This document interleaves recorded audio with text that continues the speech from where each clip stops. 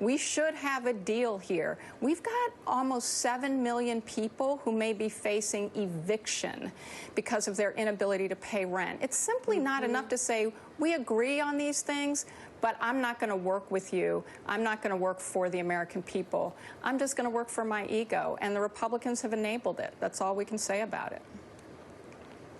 All right, Maya Wiley, thank you so much.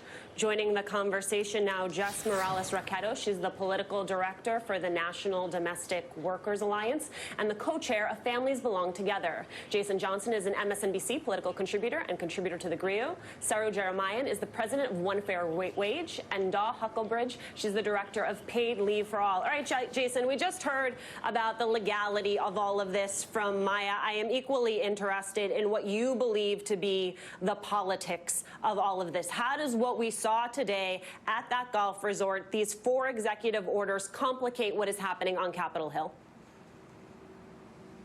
Well, they complicate things because, as usual, Alicia, the president does things and then expects everyone else on the Senate side and the House side to run around and try and make them real, right? He signs executive orders that may or may not be legal. He announces things that he may or may not have control over. And then he says, here, just do it, fix it, take care of it. This makes Mitch McConnell's job more difficult.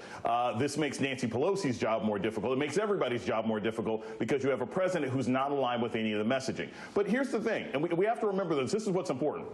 None of this is actually about coming up with a deal for the millions of people who are out of jobs, for the millions of people who are underemployed. This is just about looking like he's doing something. This is about campaign commercials on Facebook and Twitter and Instagram that are going to say President Trump signed 4 executive orders that change everybody's life. So we got to remember, this is performance art, because when it comes time to get a deal done, the deal will get done and Trump will have nothing to do with it.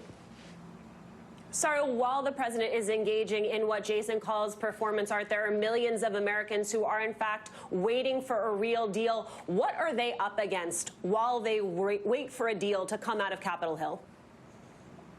I think what most people don't realize is that that $600 from the federal government that just ended, it's been a lifeline for millions, tens of millions of low-wage workers, because our research showed that almost half of them did not get any benefits from their states, any unemployment benefits from their states. Take, for example, tipped workers, restaurant, nail salon, car wash, parking attendants. You've got over 10 million of those workers who lost their jobs. And because they received a sub-minimum wage and tips, they were denied state unemployment insurance, which means their only income for the last 4 months has been that $600 from the federal government. So they are on the brink of starvation, of homelessness. We've had workers tell us they're planning to steal food for their children at this point because they have no choice. And the one thing that, though, does give me hope is that a lot of these workers are not they're not going to stand by and let this happen. They're calling on states to actually act. There was a group of workers and employers in New York who called on Governor Cuomo on Thursday to enact a full livable minimum wage with tips on top as a way to get state unemployment insurance in the future and to just survive right now.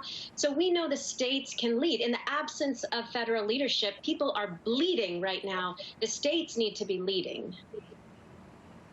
Dawn, among the complicating elements that are happening in this moment is that you have so many people, specifically so many women, who are playing the role of caretaker. Caretaker for an elderly relative, caretaker for a loved one, caretaker for their children, while they try to do their job. How does that complicate the bigger picture as legislators come to the table to make a deal?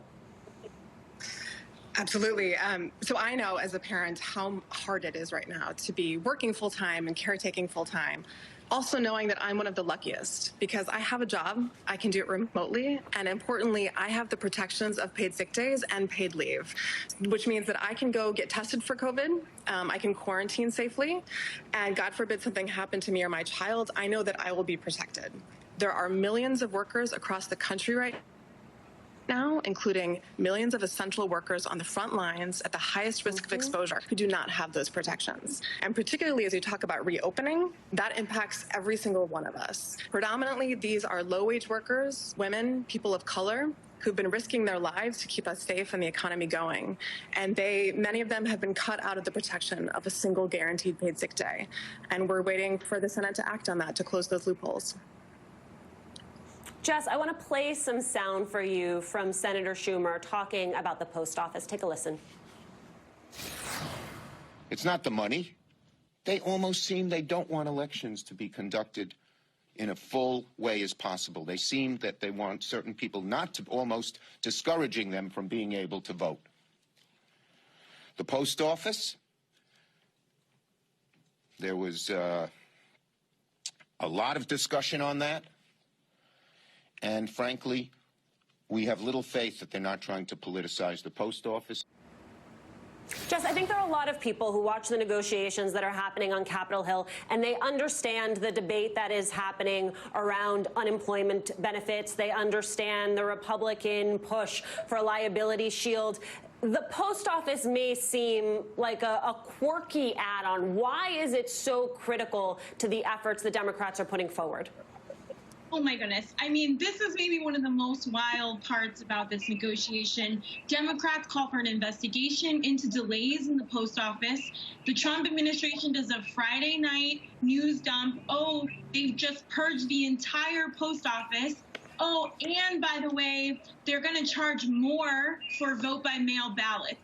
So this is at the same time, Mitch McConnell and the GOP are refusing to include post office additional funding. And this is all under the backdrop of the United States Postal Service is making the economy run right now. I don't know about you, but I'm getting a package like every other day in my house because that's how I'm surviving COVID and not going out of the house. So this is really quite an attack happening on the post office, and it is an attack about essential workers, the letter carriers and postal workers who are working. It's an attack on our voting rights. And it's also politicizing this thing that is one of our only lifelines during COVID. It's just one more example of how the Trump administration is doing everything they can to just basically suck the life out of all of us. They're going to take away our Medicare. They're going to take away our Social Security. They're going to take away the post office now. I mean, truly, what else is there for them to take away? I mean, I'm actually very, very worried about this because it suggests a level of evil that even for the Trump administration is pretty bad. Jason, if we're talking about what is happening on Capitol Hill in these negotiations, one of the people who's sort of been notably absent is Mitch McConnell. And we all know the dynamics that are at play here, right? He has a caucus that is in disagreement because he has some incumbents who are up for re-election who want to see a deal done. He also then has a lot of members of his caucus who have no interest in doing anything more than they've already done. And what is perhaps even more interesting is he has a White House that is undermining the process. Just what you saw today. Where does that leave Mitch McConnell, and who does it really leave driving negotiations for Republicans?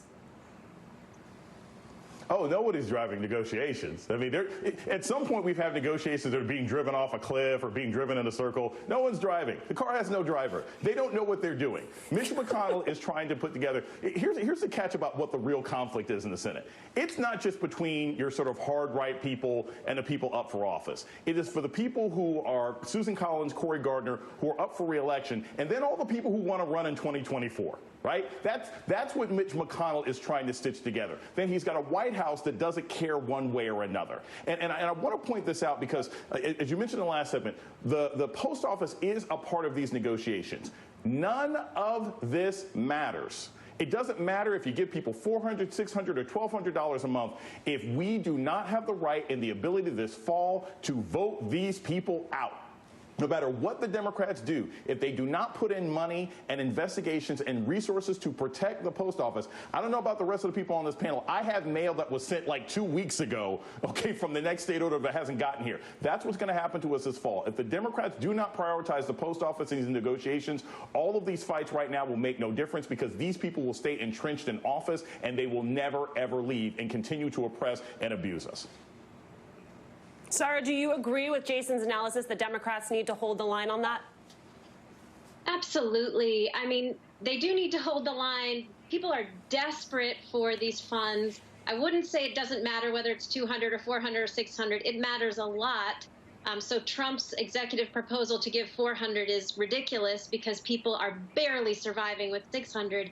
But I would say that the other parts of this package are equally important. The post office is critical. A lot of these workers are angry. We're talking to thousands of workers across the country that are saying they're going to vote. They didn't vote before, but they are going to vote. How they're going to do that is the question. The other part that's at stake in this bill we haven't talked about is city funding for cities and states. You know, who's providing food right now to people in cities? Cities are the ones that are running food programs. Who's going to do that if states go bankrupt? Cities also control water and power. Low-wage workers are right now on the brink with regard to not just getting that federal unemployment and maybe not being able to vote, but also because if they're not able to access basic city services, if cities aren't able to feed them, we're really facing mass starvation. We've had workers tell us, as of right now, food banks are overwhelmed. They've been shut down. Workers have said, I don't have the ability to get to the food bank because there's no public transportation, and I don't have money for gas to get to the food bank. So, for example, there's a worker in Chicago, a member of ours, Tabina Gibson. She's a bartender. She was denied state unemployment insurance because she earned a sub-minimum wage in Illinois plus tips. They said, it looks like you don't work because your tips were unreported by your boss. So she has nothing right now. She wasn't able to access state. Now she's not going to be able to access federal. She has 4 children. How is she going to feed them? That's a real question.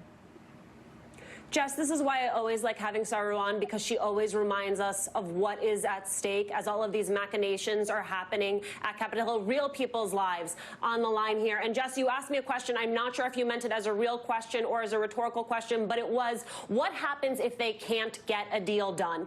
And I wonder if you mean that as a real question, if you also have an answer to it.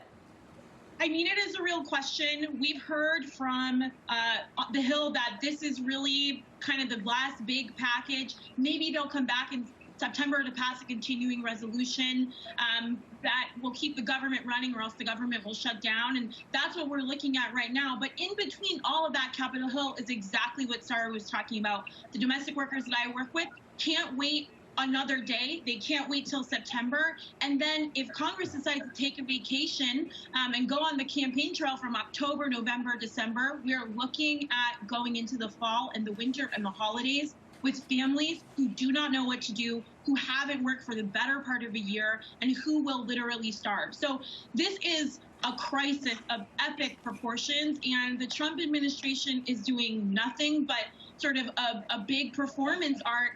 And what's going to happen with people if the Senate doesn't do their job and really work to pass a bill that actually helps workers, that actually includes immigrants? We are looking at catastrophic fall and winter. Jess, Jason, Sarah, and Don, thank you all for keeping us focused on what matters. The attorney